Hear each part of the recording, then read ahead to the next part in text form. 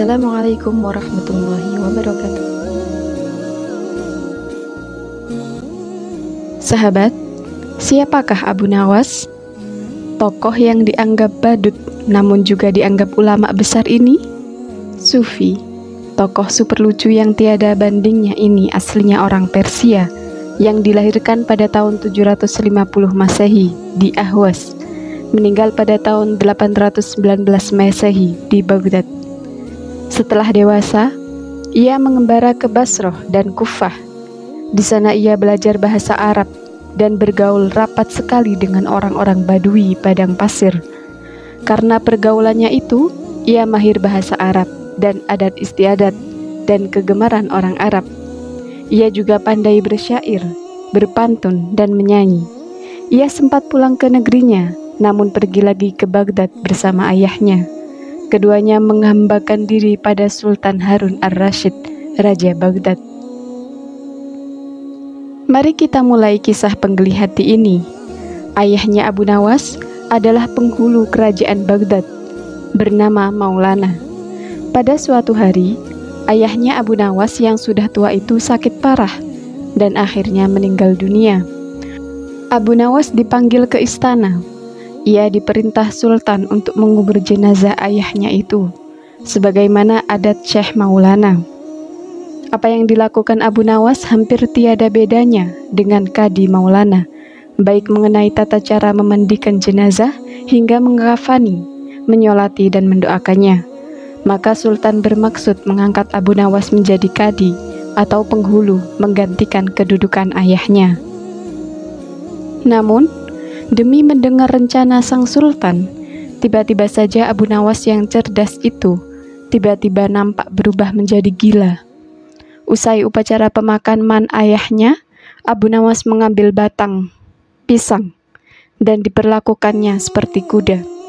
Ia menunggang kuda dari batang pisang itu sambil berlari-lari dari kuburan ayahnya menuju rumahnya.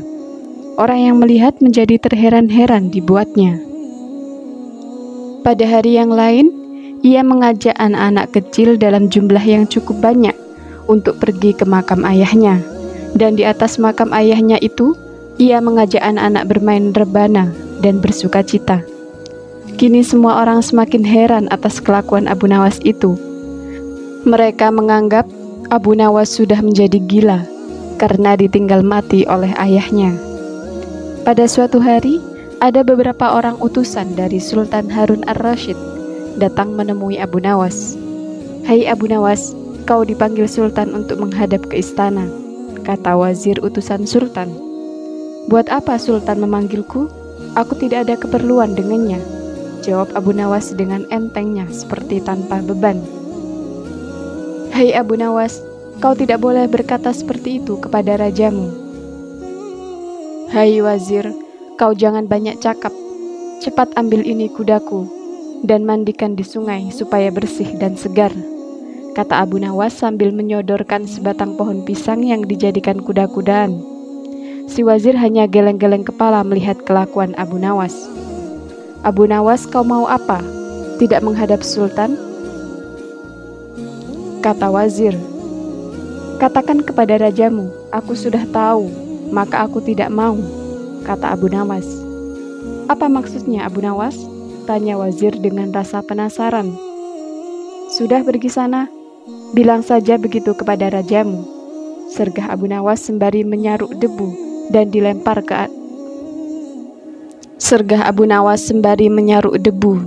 dilempar ke arah si wazir dan teman-temannya. Si wazir segera menyingkir dari halaman rumah Abu Nawas. Mereka laporkan keadaan Abu Nawas yang seperti tak waras itu kepada Sultan Harun ar-Rasyid. Dengan geram, Sultan berkata, "Kalian bodoh semua. Hanya menghadapkan Abu Nawas kemari saja tidak becus. Ayo pergi ke sana, ke rumah Abu Nawas. Bawa dia kemari dengan sukarela ataupun terpaksa." Si wazir segera mengajak beberapa prajurit istana, dan dengan paksa Abu Nawas dihadirkan di hadapan raja. Namun lagi-lagi di depan raja, Abu Nawas berlagak pilon, bahkan tingkahnya ugal-ugalan, tak selayaknya berada di hadapan seorang raja. "Abu Nawas, bersikaplah sopan, tegur Baginda. Ya Baginda, tahukah Anda? Apa Abu Nawas? Baginda, terasi itu asalnya dari udang. Kurang ajar kau menghinaku Nawas. Tidak Baginda, siapa bilang udang berasal dari terasi? Baginda merasa dilecehkan. Ia naik pitam dan segera memberi perintah kepada para pengawalnya. Hajar dia, pukuli dia sebanyak 25 kali. Wah, Abu Nawas yang kurus kering itu akhirnya lemas, tak berdaya dipukuli tentara yang bertubuh kekar. Usai dipukuli, Abu Nawas disuruh keluar istana. Ketika sampai di pintu gerbang kota, ia dicegat oleh penjaga. Hai Abu Nawas, tempo hari ketika kau hendak masuk ke kota ini, kita telah mengadakan perjanjian. Masa kau lupa pada janjimu itu? Jika engkau diberi hadiah oleh Baginda, maka engkau berkata, aku bagi 2, engkau 1 bagian, aku 1 bagian. Nah, sekarang mana bagianku itu? Hai penjaga pintu gerbang, apakah kau benar-benar menginginkan hadiah Baginda yang diberikan kepadaku tadi? Iya, tentu. Itu kan sudah merupakan perjanjian kita. Baik, aku berikan semuanya, bukan hanya 1 bagian. Wah, ternyata kau baik hati, Abu Nawas. Memang harusnya begitu, kau kan sudah sering menerima hadiah dari Baginda. Tanpa banyak cakap lagi, Abu Nawas mengambil sebatang kayu yang agak besar, lalu orang itu dipukulnya sebanyak 25 kali. Tentu saja orang itu menjerit-jerit kesakitan dan menganggap Abu Nawas telah menjadi gila. Setelah penunggu gerbang kota itu kelenger, Abu Nawas meninggalkannya begitu saja. Ia terus melangkah pulang ke rumahnya. Sementara itu, si penjaga pintu gerbang mengadukan nasibnya kepada Sultan Harun ar-Rasyid. Ya tuanku Syah Alam, ampun beribu ampun, hamba datang kemari mengadukan Abu Nawas yang telah memukuli hamba sebanyak 25 kali tanpa suatu kesalahan. Hamba memohon keadilan dari tuanku Baginda. Baginda segera memerintahkan pengawal untuk memanggil Abu Nawas.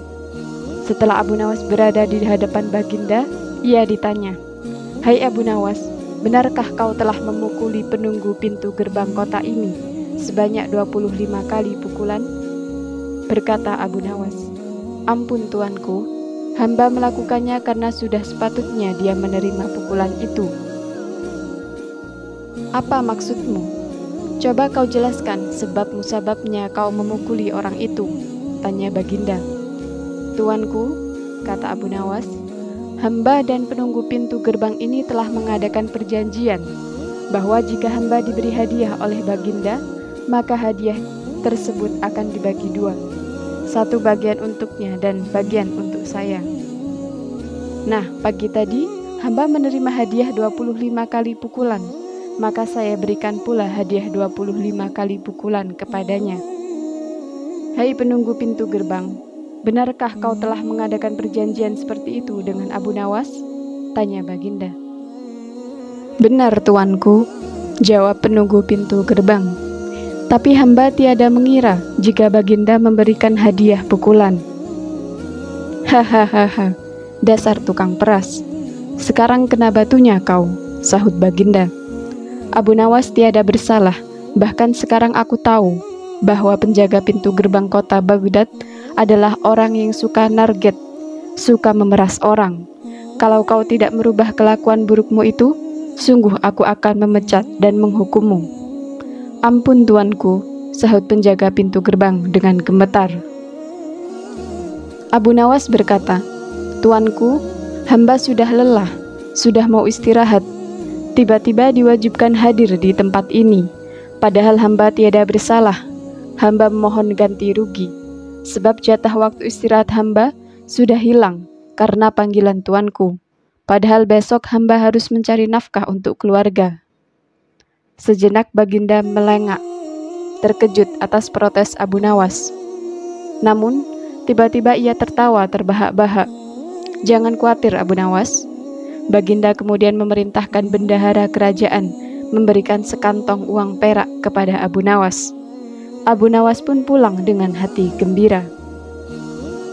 Tetapi, sesampainya di rumah, Abu Nawas masih bersikap aneh dan bahkan semakin nyentrik seperti orang gila sungguhan. Pada suatu hari Raja Harun ar-Rasyid mengadakan rapat dengan para menterinya. Apa pendapat kalian mengenai Abu Nawas yang hendak kuangkat sebagai kadi? Wazir atau Perdana Menteri berkata, melihat keadaan Abu Nawas yang semakin parah otaknya, maka sebaiknya tuanku mengangkat orang lain saja menjadi kadi. Menteri-menteri yang lain juga mengutarakan pendapat yang sama. Tuanku, Abu Nawas telah menjadi gila, karena itu dia tak layak menjadi kadi. Baiklah, kita tunggu dulu sampai 21 hari, karena ayahnya baru saja mati. Jika tidak sembuh-sembuh juga, bolehlah kita mencari kadi yang lain saja. Setelah lewat 1 bulan, Abu Nawas masih dianggap gila. Maka Sultan Harun ar-Rasyid mengangkat orang lain menjadi kadi atau penghulu kerajaan Baghdad. Konon, dalam suatu pertemuan besar, ada seseorang bernama Polan yang sejak lama berambisi menjadi kadi. Ia mempengaruhi orang-orang di sekitar Baginda untuk menyetujui jika ia diangkat menjadi kadi. Maka tatkala ia mengajukan dirinya menjadi kadi kepada Baginda, maka dengan mudah Baginda menyetujuinya. Begitu mendengar Polan diangkat menjadi kadi, maka Abu Nawas mengucapkan syukur kepada Tuhan. Alhamdulillah, aku telah terlepas dari bala yang mengerikan. Tapi, sayang sekali, kenapa harus Polan yang menjadi kadi? Kenapa tidak yang lain saja? Mengapa Abu Nawas bersikap seperti orang gila? Ceritanya begini. Pada suatu hari, ketika ayahnya sakit parah dan hendak meninggal dunia, ia panggil Abu Nawas untuk menghadap. Abu Nawas pun datang mendapati ayahnya yang sudah lemah lunglai. Ayahnya berkata, "Hai anakku, aku sudah hampir mati. Sekarang ciumlah telinga kanan dan telinga kiriku." Abu Nawas segera menuruti permintaan terakhir ayahnya. Ia cium telinga kanan ayahnya, ternyata berbau harum. Sedangkan yang sebelah kiri berbau sangat busuk. "Bagaimana anakku, sudah kau cium?" "Sudah ayah." "Ceritakanlah dengan sejujurnya baunya kedua telingaku ini." "Wahai ayah, sungguh mengherankan. Telinga ayah yang sebelah kanan berbau harum sekali, tapi yang sebelah kiri baunya amat busuk." "Wahai anakku Abu Nawas, tahukah apa sebabnya bisa terjadi begini?" "Wahai ayah, cobalah ceritakan kepada anakmu ini."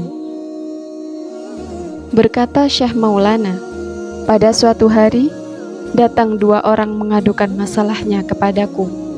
Yang seorang aku dengarkan keluhannya, tapi yang seorang lagi, karena aku tak suka, maka tak kudengarkan pengaduannya. Inilah resiko menjadi kadi. Jika kelak kau suka menjadi kadi, maka kau akan mengalami hal yang sama. Namun jika kau tidak suka menjadi kadi, maka buatlah alasan yang masuk akal agar kau tidak dipilih sebagai kadi oleh Sultan Harun ar-Rasyid. Tapi tidak bisa, Sultan Harun ar-Rasyid pastilah tetap memilihmu sebagai kadi." Nah, itulah sebabnya Abu Nawas berpura-pura menjadi gila, hanya untuk menghindarkan diri agar tidak diangkat menjadi kadi. Seorang kadi atau penghulu pada masa itu kedudukannya seperti hakim yang memutus suatu perkara. Walaupun Abu Nawas tidak menjadi kadi, namun dia sering diajak konsultasi oleh sang raja untuk memutuskan suatu perkara. Bahkan, ia kerap kali dipaksa datang ke istana, hanya sekedar untuk menjawab pertanyaan Baginda Raja yang aneh-aneh dan tidak masuk akal.